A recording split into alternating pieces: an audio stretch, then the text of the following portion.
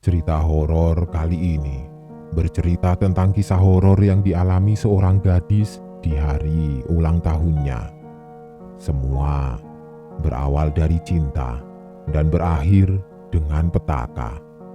Berjudul asli Mbak dari akun emak @desi_prayogo1 akan segera Mimin bawakan buat kalian teman-teman yang selalu setia menunggu dan menyimak cerita-cerita horor di channel Spesial Horor. Bagaimana? Masih berani? Atau malah takut untuk melanjutkan? Semua terserah kalian. Yang takut silahkan tidur saja. Yang berani silahkan menyimak dari awal hingga akhir cerita. Salam horor.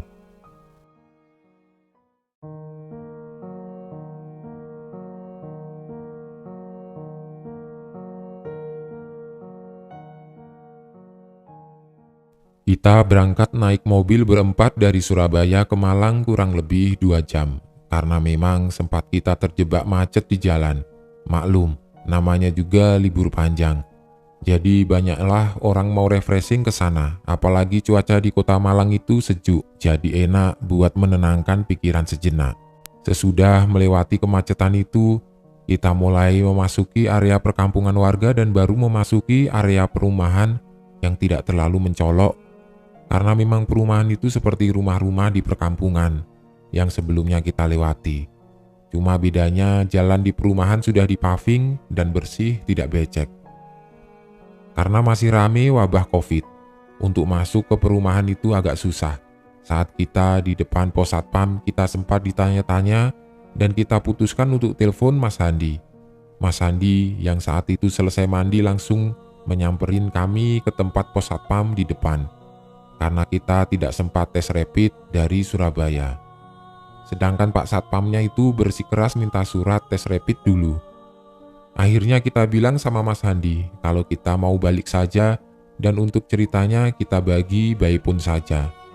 Tapi Mas Handi cegah kita balik dan dia coba untuk ngomong lagi sama pihak keamanan di situ. Di sini yang bikin kami kepo. Saat Mas Handi bicara kepada para petugas keamanan itu dan menyebutkan nama Mbak Manda, tiba-tiba kita dapat akses masuk. Kita cuma dites suhu. Alhamdulillah normal. Saat itu suhunya tidak ada yang lebih dari 36,4. Karena memang suhu itu yang paling tinggi dan itu suhu Dimas. Suhuku 35,6, Riri 35,9 dan Jo 36,1 derajat Celcius. Kita pun disuruh tanda tangan di buku tamu lalu bergegas masuk kembali ke mobil untuk pergi ke rumah Mas Handi. Sedangkan motor Mas Handi berjalan di depan sebagai penunjuk arah. Tapi aku masih bertanya-tanya, ada apa dengan nama Mbak Manda? Aneh. Kita pun mulai masuk ke dalam dan melewati sebuah taman yang melingkar di tengah-tengah perumahan itu. Tidak lama kemudian kita sampai rumah 2 lantai berwarna krim dengan pohon palem tidak terlalu besar di depannya seakan menyambut kita untuk masuk. Mas Handi membuka pagar dan Dimas pun mulai memasukkan mobil ke dalam. Riri pun menyeletuk, rumahnya adem, impian banget. Iya, memang rumahnya adem. Terlihat jelas dari rumahnya bahwa Mas Handi terlahir dari orang berada. Tiba-tiba ada ibu-ibu yang usianya sekitar 40 tahunan keluar dengan menggunakan hijab panjang. Kita pun saling mencium tangan ibu itu dan masuk ke dalam rumah itu. Hawanya masih sama, adem banget. Itu kesan pertama yang aku dapat saat masuk ke dalam rumah. Dari Surabaya ya nak? Tanya ibu itu kepada kita. Iya bu, jawabku. Ternyata ibu itu adalah ibu Mas Handi. Mas Handi saat itu di rumah hanya dengan ibunya. Sedangkan bapaknya seorang polisi harus dinas di Jakarta. Kita pun cerita banyak hal dan bahkan kita disuguhkan beberapa makanan dan minuman yang enak-enak. Seakan kita disambut baik di rumah Mas Handi. Setelah kita berbincang-bincang, ibu Mas Handi bilang, "Mari ibu antar ke kamarnya Mbak Manda." Setelah itu, beliau berdiri lalu berjalan ke atas dan kita mengikuti. Sampailah kita ke sebuah kamar dengan pintu kayu berwarna coklat tua dan bertulis nama Manda di pintunya. Lalu ibu itu membuka pintunya dan ternyata kamar itu sangat luas sekali. Bahkan ukurannya bisa 3 kali ukuran kamarku di rumah. Bisa bayangkan bagaimana aku terpukaunya dengan kamar itu. Kamar itu tidak pengap sama sekali. Dan Mas Handi bilang bahwa hampir tiap pagi kamar ini harus dibersihkan, terkecuali tali panjang yang menggantung di sana dan kursi di bawahnya. Tidak boleh dipindahkan. Biarlah kamar ini bersih dan tetap seperti terakhir kali Manda pakai kamar ini. Merinding bukan main saat Mas Handi bilang begitu. Kita berempat cuma bengong di tempat. Iya, di pojok kasur ini tepatnya di dekat area jendela yang menuju balkon. Ada tali tampar yang menggantung dan terlihat warnanya sudah kecoklatan. Lalu di bawahnya ada kursi rias berwarna putih yang tergeletak di lantai. Ibu Mas Handi pun menambahi. Saat terakhir dibuat reka adegan polisi, saya minta untuk posisinya agar tidak dirubah sedikit pun. Karena saya ingin menjadikan ini sebagai kenangan terakhir Manda di rumah. Sekejap, bulu kudukku merinding sampai tangan Riri dingin. Oh ya, aku hampir lupa menjelaskan siapa Manda ini. Jadi Mbak Manda ini adalah adik dari Mas Handi. Singkatnya Mas Handi ini 2 bersaudara. Kenapa dipanggil Mbak? Kalau ternyata adiknya Mas Handi, karena Manda adalah anak perempuan satu-satunya. Jadi ibunya terbiasa memanggil Manda dengan tambahan Mbak Manda. Tetangga-tetangga juga terbiasa memanggil Manda dengan sebutan Mbak Manda. Tapi sayangnya, Manda meninggal saat hari ulang tahunnya yang ke-18 dengan cara gantung diri di kamarnya, dan ulang tahun Manda itu kemarin, tanggal 25 Oktober, di saat dia masih duduk di kelas 3 SMA. Dan ceritanya dimulai di sini. Jadi Manda ini meninggal di tahun 2017. Dengan tali tampar yang diikat melalui celah-celah kayu di plafon kamarnya. Aku kasih sedikit gambaran bentuk plafonnya. Jadi modelnya itu seperti ditambahi aksen kayu kotak-kotak yang dimana antara plafon dan kayu itu ada celah, tapi kedua bahan ini menempel dan kayunya kokoh. Yang bentukan plafon begini hanya ada di kamar Manda dan kamar Mas Handi saja. Jadi tampar yang masih terpasang di situ adalah bekas tali yang dipakai Manda, dan kursi yang jatuh itu dijadikan pijakan kaki Manda saat ingin menggapai talinya. Seketika suasana hening dan ibu Mas Handi menangis. Aku pun bilang ke Mas Handi, "Mas, kita ceritanya di ruang tamu saja ya, biar enak." Mas Handi pun mengiyakan. Tapi ibu Mas Handi memilih untuk masuk ke kamar menenangkan hatinya. Wajar. Aku juga bisa merasakan bagaimana sakitnya hati ibu Mas Handi saat melihat anak perempuan satu-satunya meninggal di rumahnya. Kita pun kembali ke ruang tamu dengan Mas Handi, dan Mas Handi mulai bercerita bahwa hampir tiap tanggal 25 Oktober sejak kematian Manda, dia selalu mendengar suara tangisan kamar mandi dari arah kamarnya. Tapi Mas Handi tidak berani masuk, karena tahu itu bukan adiknya, melainkan jelmaan iblis. Karena kamar Mas Handi bersebelahan dengan kamar Manda, jadi otomatis hanya Mas Handi yang paling sering merasakan kehadiran Manda. Berbeda dengan Mas Handi, ibunya jauh lebih percaya bahwa yang selalu datang itu Manda. Manda datang tidak bicara apa-apa, dia hanya menangis, bahkan kadang terdengar parau. Pada tahun 2015, di rumah seberang itu ada sebuah keluarga dengan 3 orang anak laki-lakinya, dan salah satu anaknya bernama Fergie, tapi akrab dengan nama Egi. Saat itu Manda baru kelas 1 SMA, sedangkan Egi ini baru masuk kuliah di salah satu universitas ternama di Malang. Saat pertama kali melihat Manda di taman, Egi ini sudah suka. Kebiasaan Manda tiap pulang sekolah selalu di taman depan rumah sama teman-temannya. Kebetulan di perumahan itu ada beberapa anak yang satu sekolah sama Manda. Makin hari, Egi makin memperhatikan Manda dari atas rumahnya.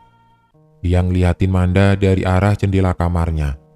Tiap sore juga Egi selalu taruh coklat koin di tempat biasanya Manda dan teman-temannya duduk dengan kertas bertuliskan untuk Manda. Tiap hari juga Manda selalu pulang bawa coklat itu ke rumah. Mas Handi pernah bercerita kalau dia pernah sesekali ngisengin Manda sambil bilang, "Masih kecil sudah main cinta-cintaan. Awas, aku laporin bapak nanti." Tapi Manda hanya membalas senyum lalu masuk. Maklum, anak remaja puber, pikir Mas Handi. Berlalu saja terus seperti itu sampai tepatnya kenaikan kelas 2. Sepulang ambil rapot, pas balik Manda melihat ada Egi menaruh coklat. Dan kali ini ada bunga. Pas Manda turun dari mobil mau nyamperin Egi, dia malah lari masuk ke rumah. Alhasil Manda belum sempat kenalan, tapi setidaknya dia tahu bentukan orang yang selalu memberi Manda coklat. Karena Manda ini tipe orang yang gampang penasaran, dia mutusin untuk datang ke rumah di seberang itu, sekedar bertemu dengan anak yang memberinya coklat. Kejadian ini dilihat oleh ibunya Manda sendiri, kata Mas Handi. Saat menekan bel dan dibukakan pintu, Manda seperti bertanya-tanya.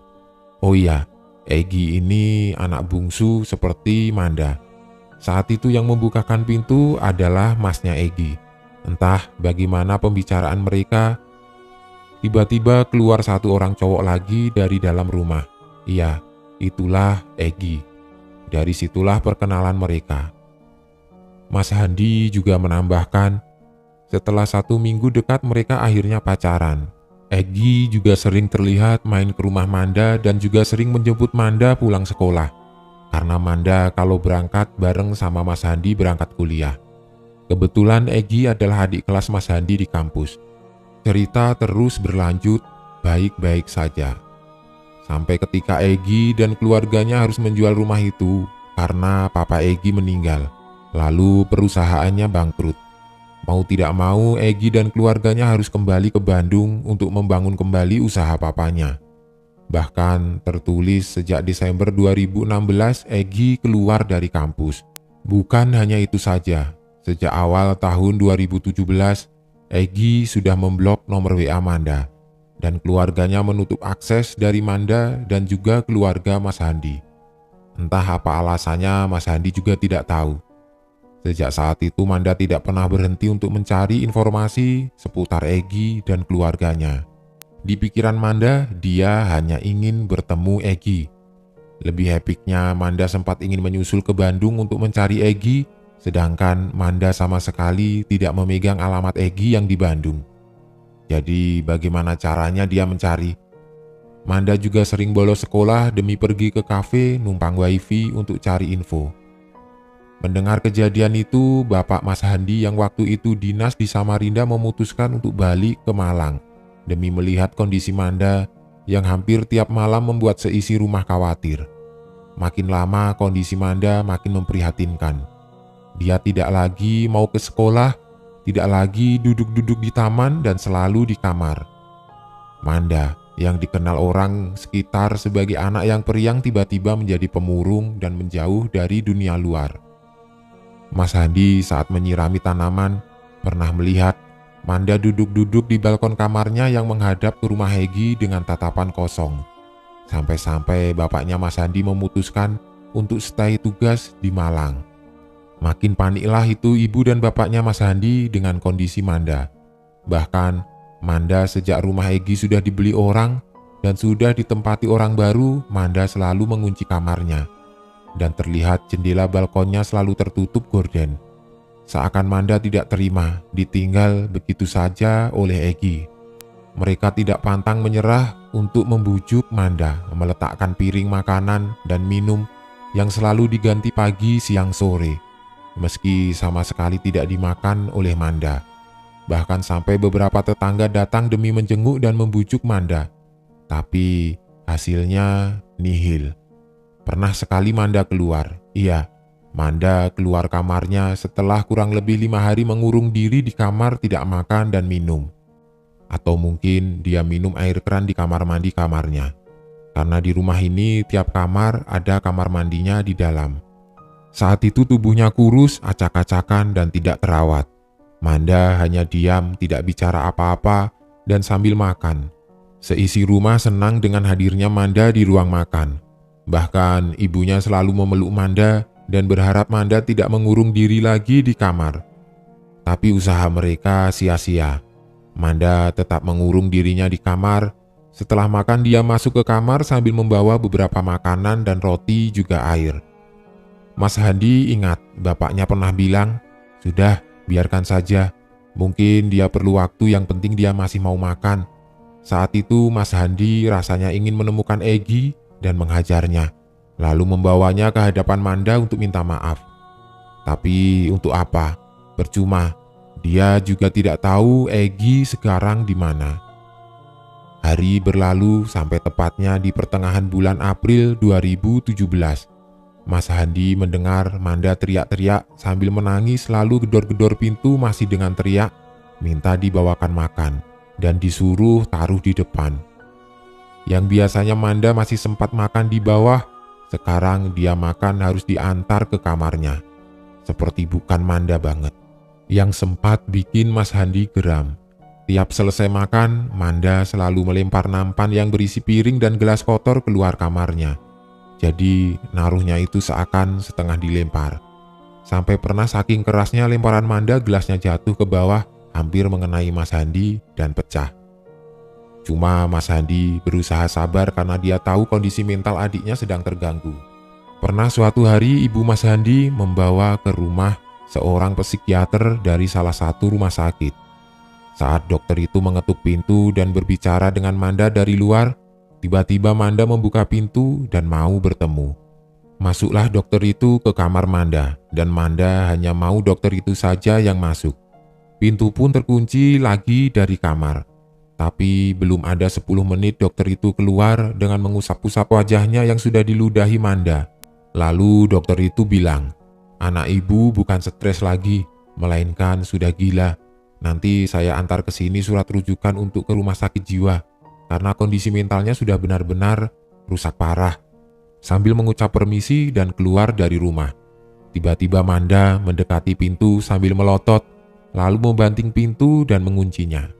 3 hari berikutnya, surat rujukan itu sampai di rumah Mas Handi. Tapi seisi rumah bingung bagaimana caranya membujuk Manda untuk mau dibawa ke rumah sakit. Mereka terus mencoba tapi selalu gagal. Hampir tiap malam juga Mas Handi mendengar Manda seperti ngobrol sendiri terus tiba-tiba menangis. Jadi Manda ini mulai terganggu mentalnya sejak sekitar bulan Maret. Tapi baru terlihat parah bulan Aprilnya, dan bersamaan itu juga Manda sudah tidak pernah terlihat lagi ke sekolah. Kenapa aku sebutkan dia meninggal ketika kelas 3 SMA pas di awal cerita? Karena kalau dia masih hidup saat itu seharusnya dia kelas 3 SMA. Kembali ke cerita. Tidak terasa saat itu sudah masuk di bulan kelahiran Manda, yaitu bulan Oktober. Ibu, bapak, dan Mas Handi berusaha menyiapkan sedikit hadiah kecil-kecilan untuk kejutan Manda di malam ulang tahunnya. Ada kue tart dan boneka. Kue tart kesukaan Manda adalah Black Forest, dan boneka yang sangat disukai Manda adalah boneka Hello Kitty. Pas di tanggal 24 Oktober 2017, mereka sudah mempersiapkan semuanya sebelum pukul 12 malam. Sambil menunggu jamnya, sesekali Mas Handi mondar-mandir di depan kamar Manda untuk memberi kode. Tapi kamar Manda terdengar sunyi, tidak seperti biasanya. Cuma Mas Handi berpikir mungkin Manda lagi capek ngobrol dan nangis sendiri. Tapi juga terdengar bunyi-bunyi aneh, seperti suara tali bergesek dengan kayu dan seperti meja atau sesuatu yang berat roboh berkali-kali ke lantai. Firasat Mas Handi sudah aneh saat itu. Hanya saja Mas Handi berpikir mungkin perasaannya saja. Turunlah mereka karena dilihat saat itu sudah jam 23:50. Iya, kurang 10 menit lagi sudah berganti tanggal 25, yaitu ultahnya Manda. Naiklah mereka semua ke atas, bahkan mbak-mbak yang kerja di situ juga ikut memberikan kejutan untuk Manda. Jam terus berputar sampai pas pukul 12:30 malam. Mereka berteriak, "Selamat ulang tahun ke-18 Manda," sambil bernyanyi lagu Happy Birthday. Tapi dari arah kamar Manda tidak ada sahutan apa-apa. Lalu kurang lebih 5 menit sesudah mereka bernyanyi terdengar suara Manda yang menangis kencang sekali. Suara tangisan Manda yang kencang tadi berhenti seketika, tapi tiba-tiba ada seperti suara kursi jatuh dari dalam kamar Manda dan suara seperti orang susah nafas.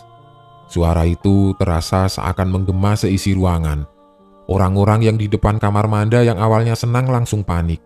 Bapak dan Mas Handi mencoba mendobrak pintu kamar Manda, tapi sedikit kesusahan karena pintunya terkunci dari dalam. Ada sekitar 15 menitan mereka berhasil mendobrak pintunya, tapi mereka terlambat menyadarinya. Ternyata Manda sudah terbujur kaku dengan leher yang menggantung dan lidah sedikit menjulur, mata yang melotot. Terlihat di kamar Manda juga banyak sampah yang berserakan di mana-mana. Ibu Mas Handi yang melihat itu langsung pingsan dan bapaknya menangis di kasur. Mas Handi segera memanggil polisi dan ambulan, juga mencoba menghubungi Pak RT setempat sampai suara sirine ambulan membangunkan para tetangga dari tidurnya.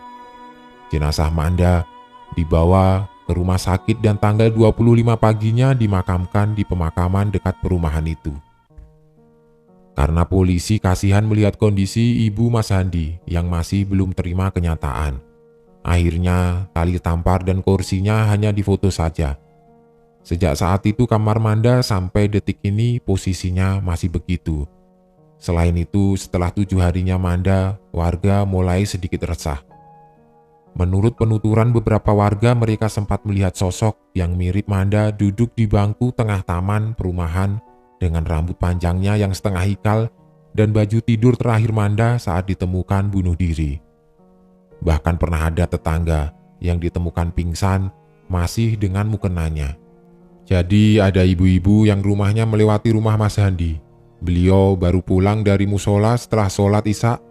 Tiba-tiba beliau ditemukan pingsan di depan rumah Mas Handi pas dan masih memakai mukenanya.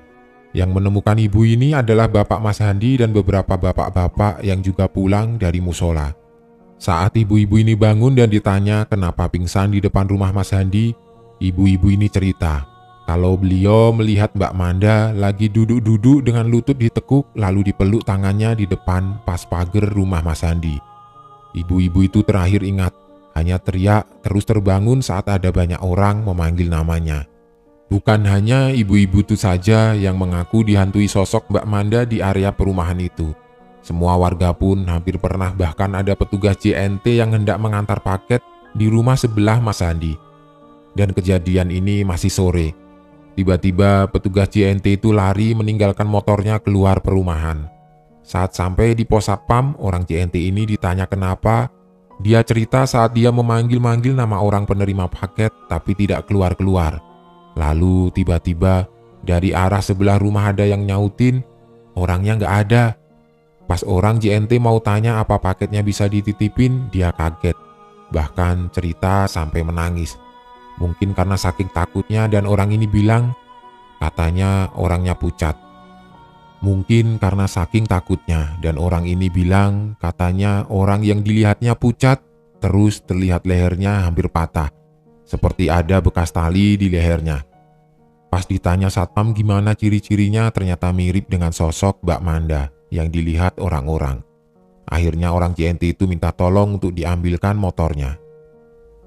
Cerita serunya lagi datang dari anak perempuan yang menempati rumah keluarga Egi dan kebetulan dia tidur di kamar yang dulu ditempati Egi. Katanya sejak kematian Mbak Manda, dia selalu didatangi sosok perempuan yang mirip Manda tiap pukul 12 tengah malam. Dan itu terjadi setiap hari.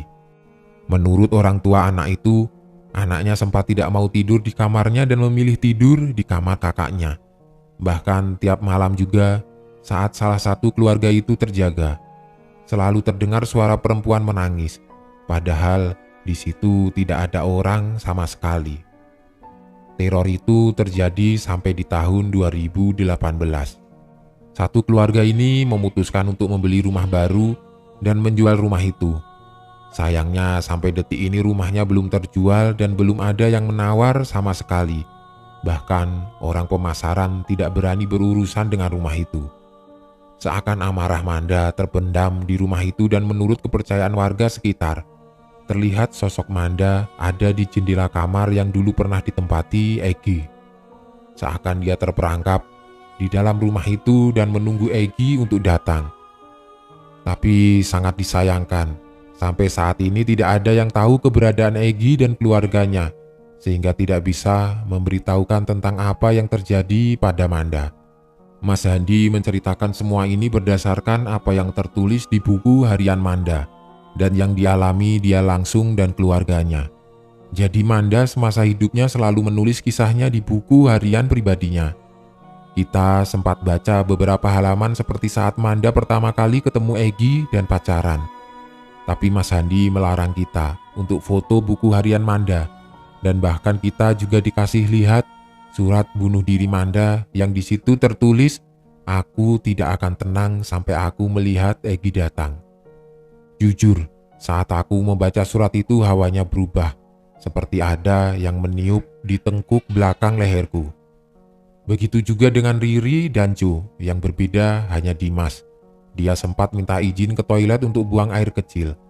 Saat dia di dalam toilet, dari arah luar ada suara seorang perempuan yang memanggil nama Egi sambil menangis. Pas Dimas keluar, tidak ada siapa-siapa. Kebetulan toilet tamu ada di samping tangga. Tapi Dimas sempat melihat sosok bayangan hitam seperti asap rokok jalan terbang lewat tangga dari arah dapur ke atas. Otomatis bayangan itu melewati Dimas yang sedang bengong syok di depan pintu toilet. Terus dia sadar saat ibu Mas Handi teriak-teriak, "Manda, tunggu nak!" Lalu ikut bayangan itu naik. Mas Handi, Riri, aku, dan Jo yang awalnya ngobrol di ruang tamu jadi ikut kaget terus ke arah sumber suara ibu Mas Handi. Pas kita sampai di tangga, kita melihat ibu Mas Handi naik tangga lalu ke atas sambil berteriak nama Manda. Lalu disusul Mas Handi dan suster yang merawat ibu Mas Handi. Sedangkan Dimas hanya bengong melihat ke atas, sampai akhirnya dia sadar kedua kalinya saat pundak kirinya ditepuk Jo. Seketika itu juga dia ketakutan dan minta untuk pergi saja dari rumah Mas Handi. Kita akhirnya pamit ke Mas Handi untuk pulang dan titip salam untuk ibunya. Karena kita tidak bisa berpamitan ke ibunya Mas Handi langsung dikarenakan kondisinya sedang kambuh. Jadi sejak meninggalnya Manda, ibunya jadi sedikit terganggu jiwanya dan sejak tahun 2017 sampai sekarang masih dirawat suster dan di bawah pengawasan dokter. Aku juga melihat kondisi Dimas lagi tidak baik. Dia seperti orang ketakutan. Sampai akhirnya aku memutuskan biar aku saja yang mengendarai mobilnya. Sedangkan Dimas duduk di belakang dan ditenangkan oleh Riri. Karena mumpung liburan kita memutuskan untuk pergi ke Batu, tidak terasa sudah sore hari. Kita memutuskan untuk mencari villa dan memberitahu suami posisiku saat ini. Tidak lama anakku datang menyusul dengan suami, lalu kita liburan di sini dan memutuskan untuk pulang Senin malam saja. Jadi dipuas-puasin liburannya. Oh iya, ada yang belum aku sampaikan. Hampir tiap tanggal 25 Oktober Mas Handi dan keluarga selalu menaruh kue tat di kamar Manda tiap tahunnya, tiap pukul 12 tengah malam. Bahkan tanggal 25 Oktober kemarin mereka juga taruh kue tat dan hadiah di kamar Manda. Anehnya saat pagi hari kamarnya mau dibersihkan, kuenya habis tidak tersisa. Padahal di rumah itu tidak ada tikus sama sekali. Mbak-mbak yang membersihkan kamar Manda juga selalu rame-rame dengan ditemani Mas Handi. Bahkan untuk membersihkan bagian yang pas di bawah tali itu selalu diambil alih Mas Handi. Tetangga-tetangga juga masih selalu ditemui sosok Mbak Manda di area dekat taman dan parahnya Mas Handi sampai gagal nikah 3 kali gara-gara setiap main ke rumah selalu dihantui sosok Manda. Sehingga mereka ketakutan dan memilih menyudahi hubungannya dengan Mas Handi. Mereka memilih mundur karena mereka tidak mau kalau nikah tinggal di rumah itu. Di lain sisi, Mas Handi juga tidak bisa meninggalkan ibunya sendiri di rumah itu. Sejak kejadian 3 kali gagal nikah, Mas Handi memutuskan setelah wisuda dia memilih untuk mengalihkan kesibukannya dengan bekerja, tapi yang bisa dikerjakan di rumah. Karena yaitu tadi, dia belum bisa membiarkan ibunya sendirian di rumah tanpa dia. Akhirnya dia membuka usaha toko sepatu di samping rumahnya.